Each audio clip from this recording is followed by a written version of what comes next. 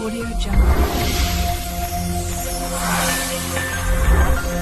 Audio Jungle. Olá, seja muito bem-vindo a mais um programa de entrevistas da Saúde Line TV.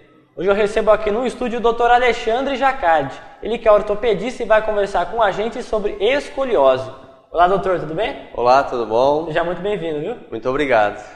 Bom, para a gente começar a falar desse tema, eu gostaria que você explicasse para quem está nos assistindo e não sabe o que é a escoliose. Certo.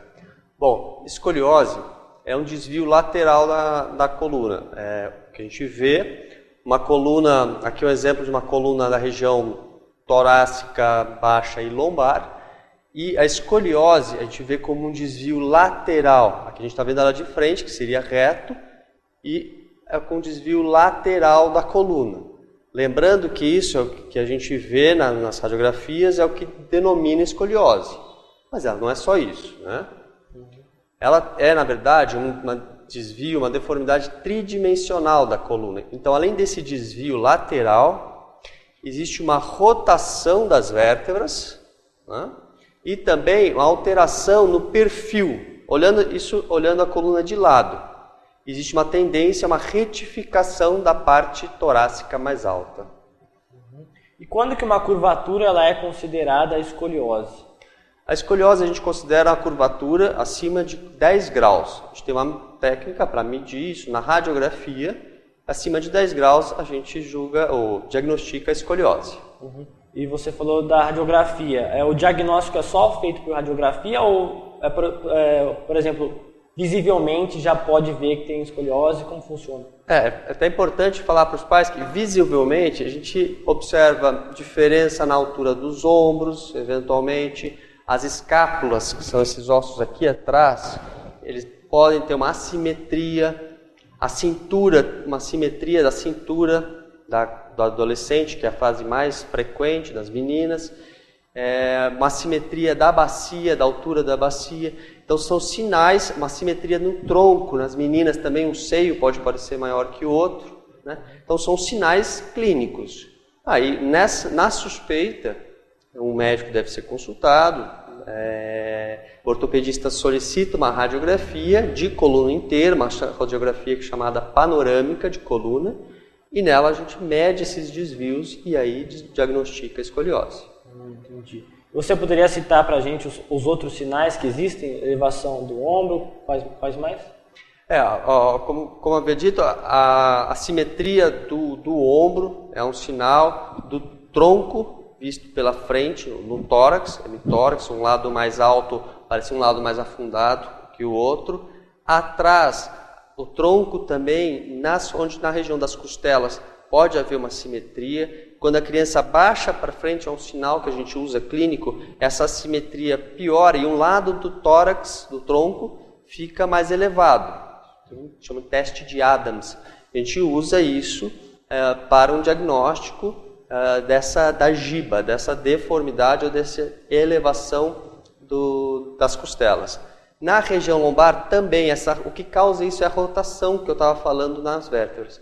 Então, quando a criança abaixa, o adolescente abaixa e aumenta essa rotação, então a musculatura na região lombar também se eleva. Então, na maioria das vezes, a região lombar é para um lado e a torácica, a região onde tem as costelas, é para o outro lado, é uma compensatória. E seriam hábitos, o que causaria a escoliose? Até hoje a gente não tem a escoliose, veja bem, vamos dividir em idiopática e não idiopática. O que é isso, né? Idiopática é um termo que a gente usa para dizer não tem uma causa específica. Tá? Então a escoliose, a mais comum, que é vista no adolescente, muito mais frequente na menina, ela não tem uma causa específica.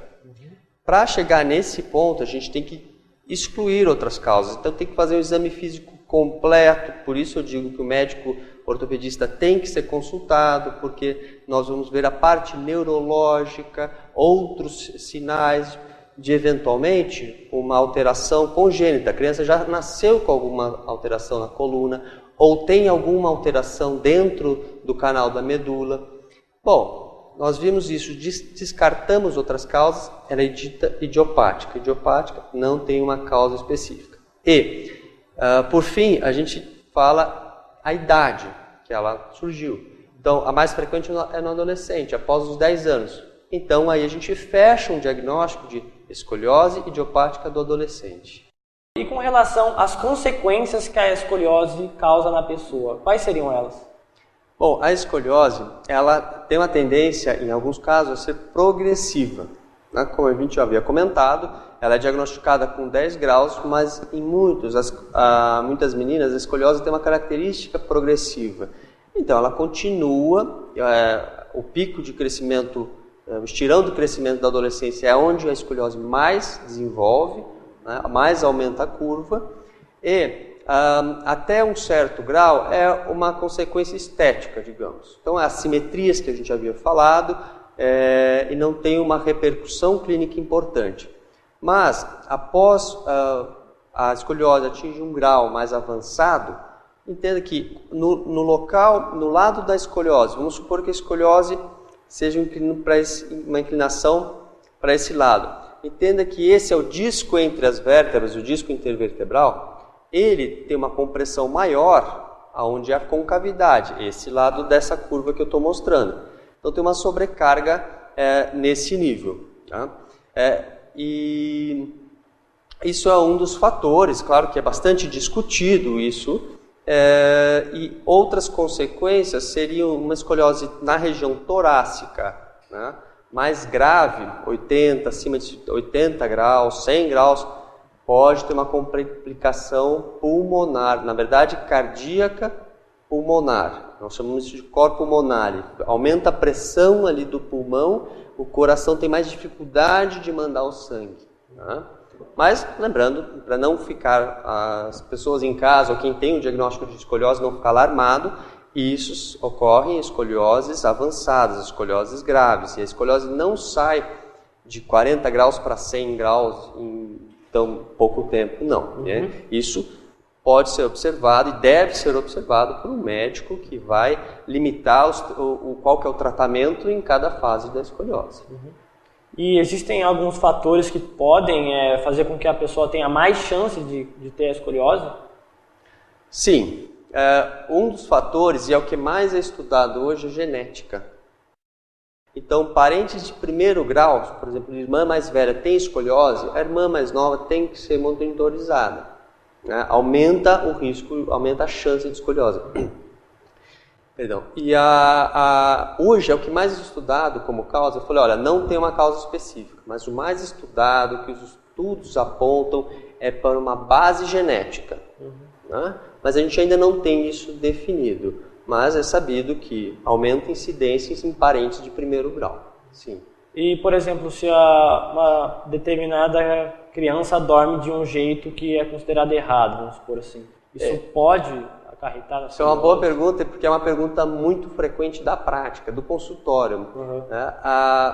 Meu filho, falo para o meu filho, minha filha não usar mochila de um lado.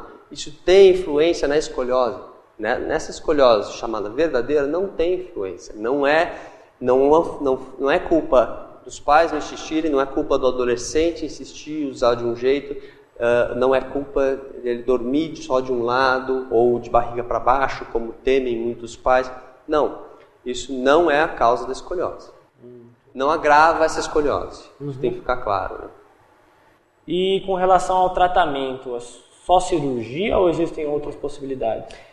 Nós dividimos o acompanhamento da escoliose em escoliose idiopática em 3 fases. Então, uma delas é a observação. Como eu falei, uma vez diagnosticada, ela tem que ser acompanhada, porque cada caso é um caso, cada criança, cada organismo responde de uma maneira e a gente tem que observar. Tem características que nós observamos na radiografia, nós observamos a criança ao longo do crescimento, o adolescente ao longo do crescimento. Então, uma fase, observação. A outra fase seriam os coletes, os temidos coletes, né, pelas famílias ou pelas meninas que começam a pesquisar a respeito. Só que os coletes, Eles funcionam, sim, existem, né? Isso é respaldado na literatura, a gente tem estudos sobre isso, só que são casos selecionados, que a gente usa o colete. E raramente, o grande temor das meninas é usar um colete que vem até o pescoço. Tá? É raramente indicado. Realmente, eu não me lembro o último que eu indiquei desses que vem até o pescoço. Tá? A maioria das escolioses, hoje a gente consegue indicar os coletes que são feitos sob medida e ficam embaixo de uma camiseta, por exemplo. Então, pode ir para a escola que não vai nem ser notado. Fechamos, observação, colete. A terceira seria a cirurgia. Quando a escoliose, nós notamos uma progressão na idiopática, geralmente acima de 45 graus, a gente indica a cirurgia. Por quê? Para evitar que ela continue evoluindo para aquelas consequências que a gente falou. E seria uma cirurgia simples aí? É sempre complicado dizer em cirurgia simples, né? Eu nunca falo que uma cirurgia é simples, pronto, amanhã resolve. Acho que isso não, na verdade, não existe. A gente sempre tem que, eu falo para os meus pacientes, a gente tem que ler a bula. Eu tenho que falar, existem riscos, todas as cirurgias têm riscos, tá? Mas hoje, cada vez mais, a gente tem esses riscos controlados por medidas, por técnicas, por monitorização. Por exemplo, um grande temor é uma lesão dos nervos. Ou a criança sair, chega andando e tem uma lesão dos nervos e tem uma dificuldade de movimentação do pé, por exemplo. Hoje em dia a gente tem tecnologia para ser usada dentro da cirurgia que faz o monitoramento da cirurgia. Então, existe outro médico que fica no campo, fora do campo, avaliando em tempo real como é que anda o estado dos nervos. Certo?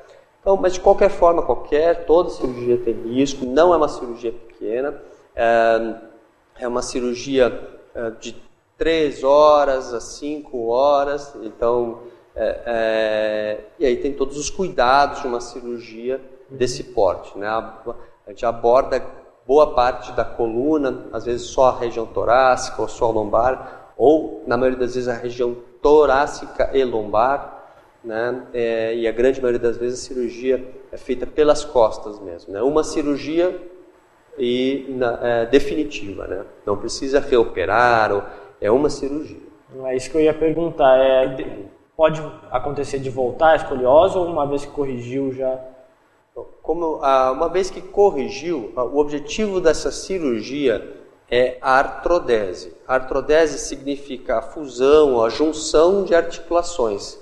A artrodese na coluna é a fusão daquela região da coluna operada. Claro que isso é feito todo um planejamento pré-operatório, a gente avalia as radiografias, inclinações, qual que é a flexibilidade da curva, o potencial de crescimento da criança, enfim, são vários fatores que levamos em conta para planejar. Uma vez planejada a cirurgia, a função da cirurgia vai ser estabilizar aquela coluna, ou seja, para não evoluir, parar a progressão e corrigir a deformidade dentro da possibilidade da coluna daquela criança. Existem adolescentes que a curvatura é mais flexível, a gente consegue uma correção melhor. Lembrando que o objetivo principal não é a correção da radiografia, é a correção da escoliose, ou seja, a adolescente com um tronco equilibrado, um tronco sem desvios, né? E uma coluna estável, para que não progrida mais. E é doloroso a escoliose ou nenhum paciente? A dor, se for um fator importante, temos que investigar alguma causa. A escoliose idiopática não deve ter uma dor, não deve ser uma dor, é um desconforto eventual. Tá? Como na maioria de nós, alguém já sentiu, né? Então, como a população geral, um desconforto eventual, é aceitável, e aí indicamos fisioterapia, atividade física e etc. Então, ela não deve chamar atenção. Chamou a atenção, o médico tem que pesquisar se tem alguma causa. Perfeito. Bom, eu gostaria de agradecer a sua presença aqui hoje, viu, doutor? Muito obrigado e volte sempre, viu? Muito obrigado a todos que estão assistindo. Isso. Bom, e o programa de hoje fica por aqui. Até a próxima.